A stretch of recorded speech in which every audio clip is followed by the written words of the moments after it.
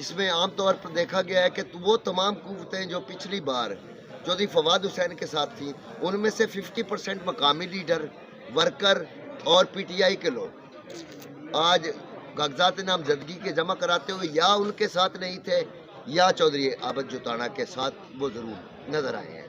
इसकी क्या वजूहत है और आप कैसा इस हल्का के अंदर इलेक्शन को कैसा देख रहे हैं? मुकाबला किन दो आदमियों के दरमियान होगा? नामदहू सल्ली अला रसूल करीम वमाबाद आउज़ुबिल्लाहि मिनश शैतानिर रजीम बिस्मिल्लाहिर रहमानिर रहीम। जी, आपने जो फरमाया ना कि पीटीआई की 2018 वाले लोग जो हैं वो मौजूद नहीं थे या उसके साथ थे अब जुताना के साथ। मैं 2018 की बात नहीं करता, मैं कहता हूँ कि 2013 वाले भी जिन लोगों ने पीटीआई की यहाँ बुनियाद रखी, जो बुनियादी पत्थर थे पीटीआई के, जिन्होंने इस तहसील में ज़िले में पीटीआई के लिए अपना वक़्त, अपना सरमाया और अपनी जवानियत जो है ना वक़्फ़ कर रखी थी, आज वो सारी कुव्वतें, वो सारे लोग जो थे वो इस अब जुताना के साथ थे। इसकी सबसे बड़ी मिसाल मैं आपको देता हूँ कि रहीला महदी पीटीआई की एमपीए थी, महमूद मिर्ज़ा जेलमी पीटीआई का NA 63 का उम्मीदवार था, 67 का, तो उनका एमपीए और उनका MNA जो है वो आज इसके साथ खड़ा है। और दूसरी, आप पीटीआई की बात करते हैं, मैं थोड़ा सा एक कदम आगे बढ़ूंगा। आप जरा गौर फरमाएं कि 2016 के ज़िमनी इलेक्शन में जिन लोगों की वजह से मतलूब मेहदी कामयाब हुआ था, वो तमाम कुव्वतें, वो तमाम अफराद, वो तमाम शख्सियात, वो तमाम की तमाम आज जो है वो इसके साथ खड़ी हैं, अब जुताना के साथ खड़ी हैं। इन दोनों उम्मीदवारों के लिए लम्हा फिक्रिया है और पीटीआई के लिए और पाकिस्तान मुस्लिम लीग के लिए भी ये लम्हा फिक्रिया है।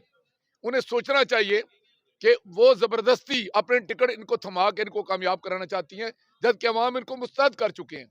उन्हें इल्म होना चाहिए कि हल्के के लोगों ने इनको मुस्तरद कर दिया है।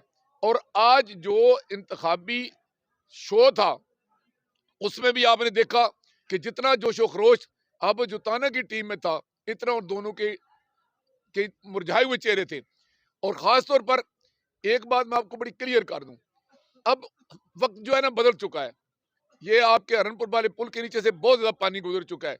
अब ना यहाँ नौसरबाजी चल सकती है, ना वहाँ वडेराइज्म चल सकता है। ये दोनों तरीके अब फेल होंगे यहाँ। और जो खान साहब ने हमें नारा दिया है, हम पीटीआई के लोग हैं, पीटीआई के साथ हैं, इमरान खान के साथ हैं।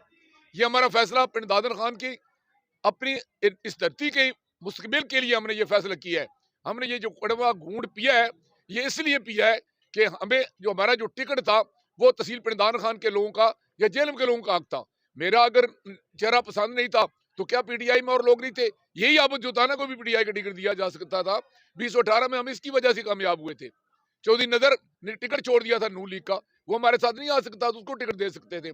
नदीम अहमद बंटी का ये हल्का था, उसको टिकट दे सकते थे। चौधरी जैद अख्तर को दे सकते थे, ये रहीला महदी को दे सकते थे। इन्होंने जब उसको नजरअंदाज किया तो एक इम्पोर्टेड उम्मीदवार लाए। आपको याद होगा कि मैं तो 2016 से ये कह रहा हूँ कि इम्पोर्टेड उम्मीदवार ना मंजूर। खान साहब ने आज नारा दिया है ना कि इम्पोर्टेड हुकूमत ना मंजूर, तो मेरा तो 2016 से ये नारा है, 2018 में ये नारा था, आज भी ये नारा है, मुस्तकबिल में भी है कि इम्पोर्टेड उम्मीदवार भी ना मंजूर। साहिवाल से आने वाला उम्मीदवार कैसे हमारा नुमाइंदा हो सकता है? ईस्ट इंडिया कंपनी आई थी, लूटने के लिए आई थी। उन्होंने, जो आपको इल्म है, जो नहर का निज़ाम उन्होंने दिया था, रेलवे का निज़ाम दिया था, कितना कामयाब और बेहतरीन निज़ाम था। इसके बावजूद हमने उनसे आज़ादी क्यों मांगी थी? इसलिए आज़ादी मांगी थी कि वो बतेसी हुक्मरान थे, उनका हमारी इस धरती के साथ कोई तल्लुक नहीं था। आबद जुताना इस धरती का फर्जंद है, उसका बाप दादा यहाँ जो है यहाँ पर दफन है, वो यहाँ पर जिंदगी गुजार रहा है, उसका जीना मरना हमारे साथ है। हम किसी शख्सियत को, किसी जात को, किसी बिरादरी को, किसी पार्टी को वोट नहीं दे रहे, हम पिंड दादन खान के मुस्तकबिल को वोट दे रहे हैं। आज आबद जुताना कामयाब होगा, कल आपका बेटा, मेरा बेटा और मेरी तहसील का कोई और फर्जंद भी इस मैदान में आगे आ सकेगा। ये कब तक हम इन बड़ों की खुशामद करते रहेंगे कि 1857 में कि वो जो 4 खानदान इक्तदार में आए थे अंग्रेजों की टोटी करके, उनके कुत्ते न लाकर, उनको जनाब ये उनको मुजाहिदीन को कत्ल करवा के, उनको आज़ादी की तारीख को गद्दारी में बदल के, वही लद्दड़ खानदान, वही दारापुर खानदान, वही सदाते जलालपुर शीफ और वही अहमदाबाद। नहीं, अब ये नहीं चलेगा। अब दुनिया बदल चुकी है। अब यहाँ पर जो है ना वक्त बदल चुका है।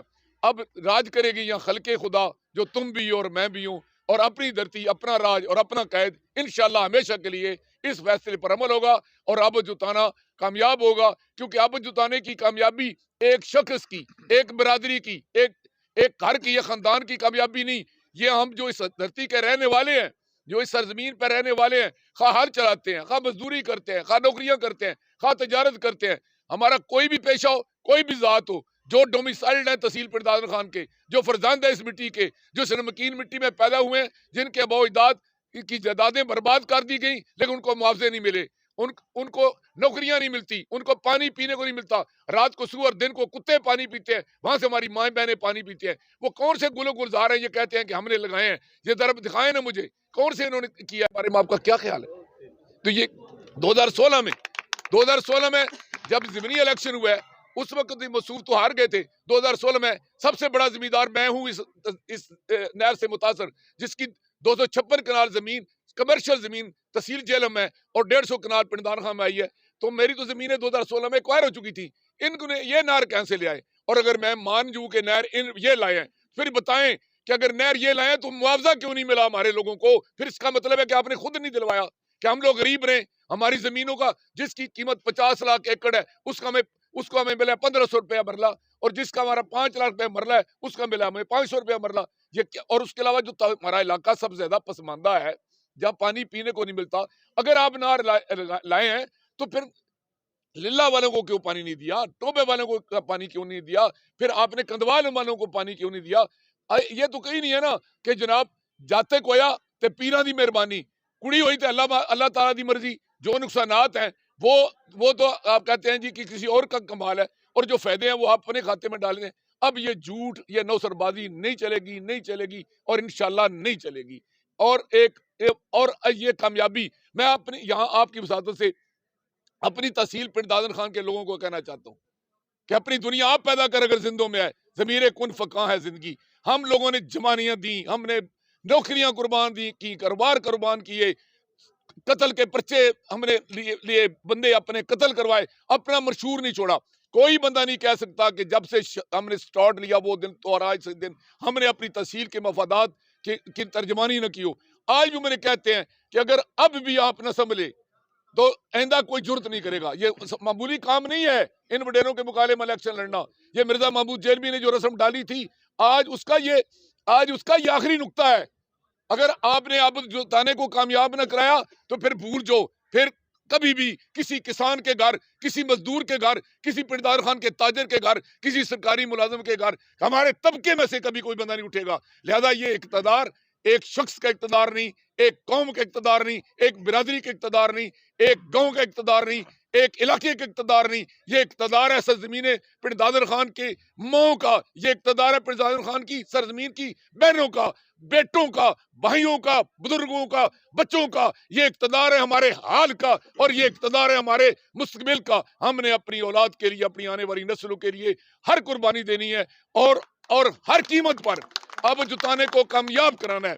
हर शख्स से मैं दरखास्त करूंगा कि इसको अपनी जंग समझ के लड़ो। और इंशाअल्लाह अज़ीज एक आपको मैं बात यकीन से कहता हूं कि अल्लामा इकबाल कहता है, कुरान भी कहता है कि जब पूरी कुव्वत लगा दी जाए ना, तो इकबाल ने इसका तर्जमा किया है कि फजाए बदर पैदा कर, फरिश्ते तेरी नुसरत को उतर सकते हैं कतार अंदर कतार। अब भी आप अपनी पूरी कुव्वत लगा दें, मैं आपको दावे से कहता हूँ अल्लाह की मदद आएगी इंशाअल्लाह।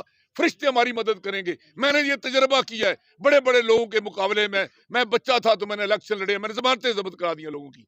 इसलिए मुश्किल नहीं है।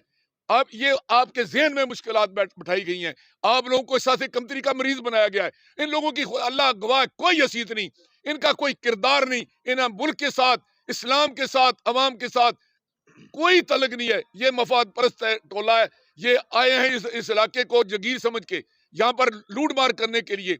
देखिए इनके एक मिसाल देता हूँ, ये महल मार रहा था कब्जे की जमीन पर, जो ही हुकूमत खत्म हुई, अब मिस्त्री चले गए, मजदूर चले गए, तो इसका मतलब है लोटी के माल से बन रहा था ना।